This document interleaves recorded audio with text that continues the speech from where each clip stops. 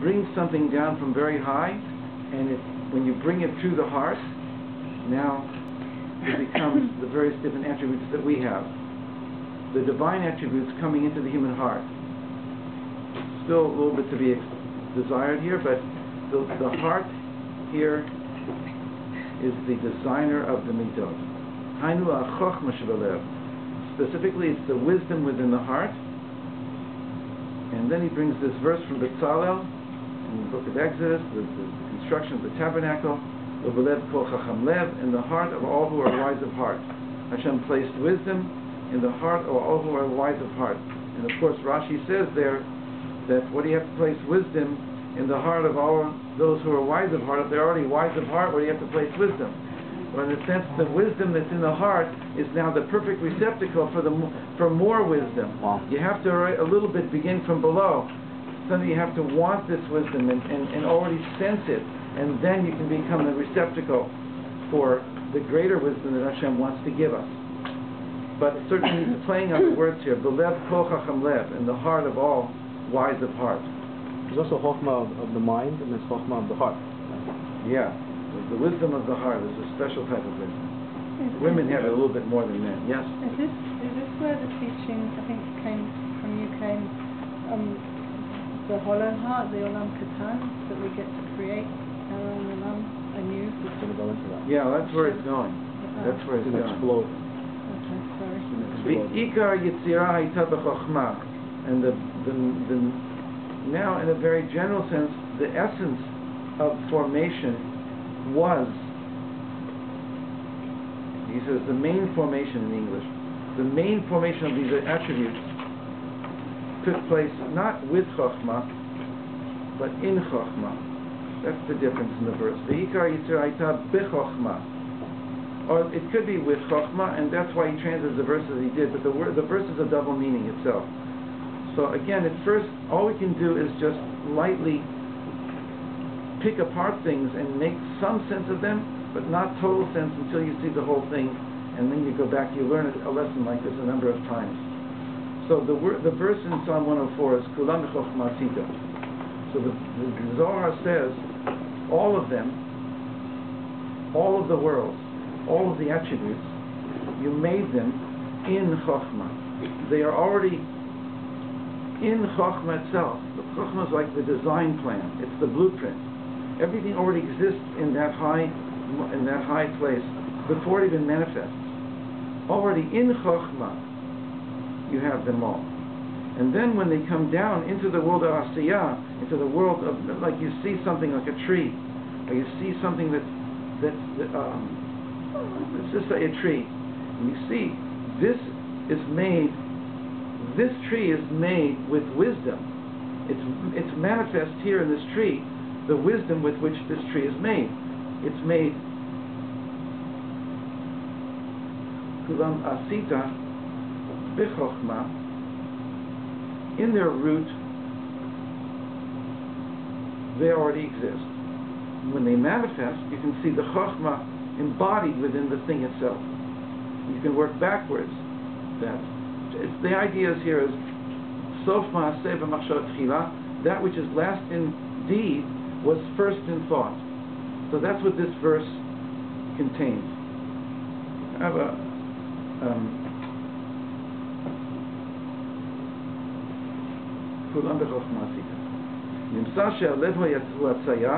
and so therefore, because the heart has wisdom, is the main place for wisdom, so it turns out that, and wisdom is the thing with which things are formed and brought forth from potential to actuality, so the heart is the designer.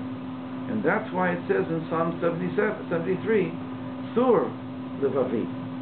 Sur Levavi originally in the simple meaning is God is the rock of my heart. But he says here that it's a double meaning, that the heart is the Sur, is the Tzayar.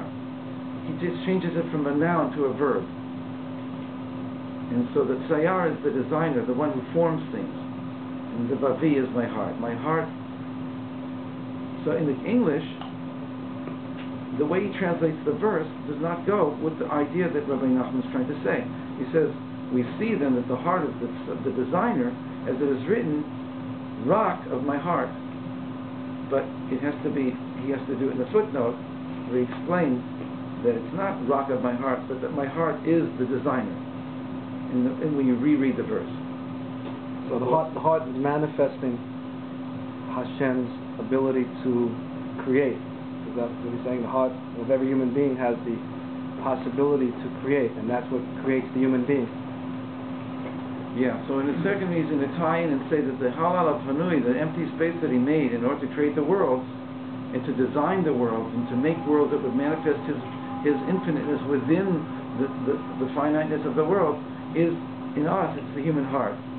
And so we're going to see that King David says, my heart was an empty space to bring in and to receive the wisdom that you wanted me to receive. This is the world is an empty space, which then becomes a receptacle for God's wisdom to come in. That's the main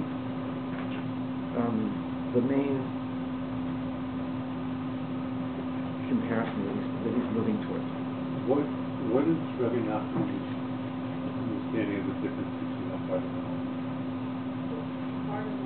The heart and the mind.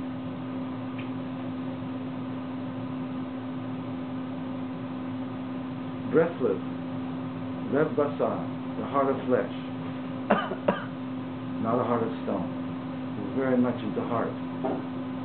Chassidut is the wisdom of the heart, is the opening of the heart to Hashem, and not just a mental intellectual exercise. It's not anti-intellectual. It's profoundly intellectual, but it's more open to super-rational ideas. Once you purify the heart, then you're open to the higher level of cognitive thinking that comes in. In one of my books about bowing, I say that the two kinds of bowing, the Ashkenazic and the Sephardic bowing, the Ashkenazim go down in a smooth motion like this and come up head first, indicating that in order to purify this, you need to purify this first. If you purify your mind, you have clearer cognitive thinking, then you can purify your heart. That's not really saying everything I want to say, but that's just the conceit of it, the essence of it. The Sephardic way of getting up is you come up here first, and then you come up with head last. And I point out it's not a contradiction, it's just another level. Yes, you need clear cognitive thinking in order to clarify the conundrums of the heart that we don't understand. We're in struggle, we're in conflict with ourselves. It's called levavi, my two hearts.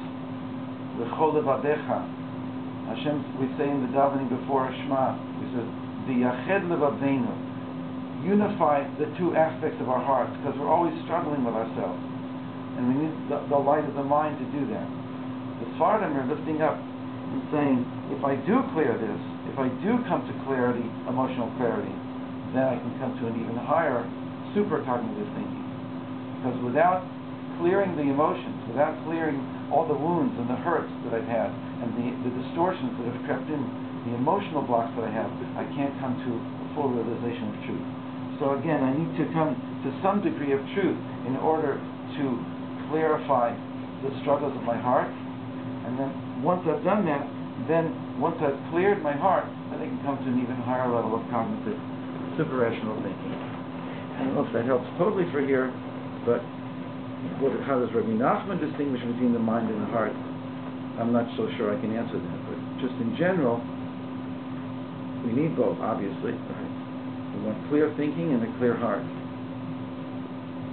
In the Kriyat Shema, the first paragraph corresponds to the head, which is nothing goes wrong in the first paragraph. The second paragraph is where we go and we get caught, and then we go down into exile, and we're promised that we're going to come back.